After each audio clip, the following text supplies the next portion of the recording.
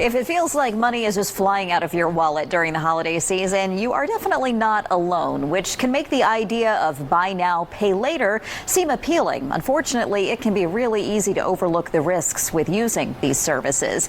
April Reed Cruz from Reed Financial Services is here to break down the good versus the bad. April, good morning. We need your expertise. How are you?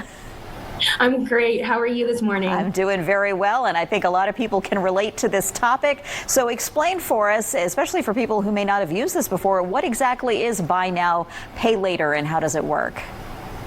If you shop online, you've probably seen this pop up when you go to check out, and it's a service where, just as the name implies, you buy now and you pay later, at least some of it.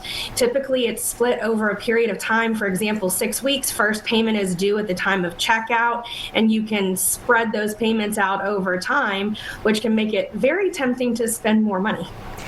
Very tempting indeed. And as I understand it, there's been a big increase not only in it being used, but an interesting trend in what it's now being used for.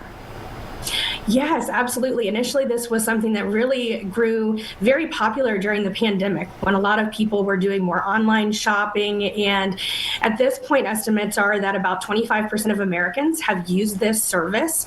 And the amount of people using it, it's increased by over 1,000% just in the last few years. Initially was something that was typically being used for larger purchases. But now the trend that people are finding that they're using it for things like groceries and everyday expenses. So this is really expanding at a rapid pace in recent years. Yeah, it seems like that may be where you could get into trouble. But let's talk about the good things first. What are the benefits of using this?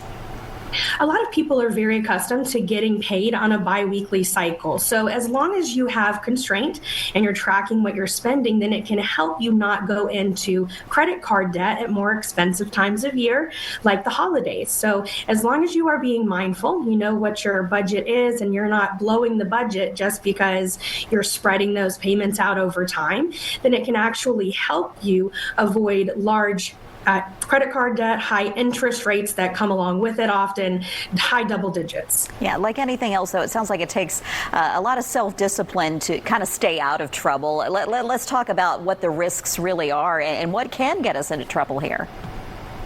People don't often view these type of services as debt, but it is exactly that. It's debt because you are borrowing money. A lot of these services will not impact your credit, so they're not something that will help you build credit. On the other side of that coin, if that's something that you're attempting to do with that type of debt, because there are some very important tools that you can utilize to help you improve your credit score and things of that nature. These do not function that way. They can really lead to overspending. The interest rates can be very high if you don't pay them off in a timely fashion, and it can be very difficult to track if you're using a lot of different services on a lot of different purchases. So be very mindful to keep track of all of these things so that you don't damage your credit score in the process. Okay, good advice. What are some other things that you really want people to know and understand about using buy now, pay later?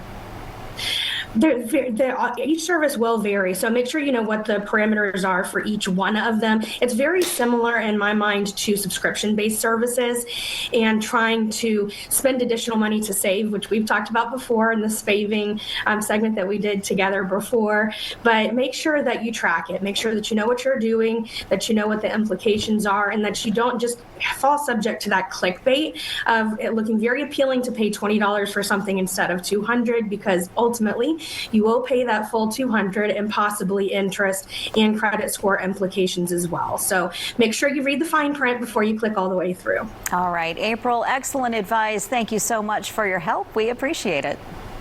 Yes, you're welcome. Happy holidays and great to see you again. Same to you. And if you would like to get more information from April, just head to our website, fox5atlanta.com. Look for today's viewer information link.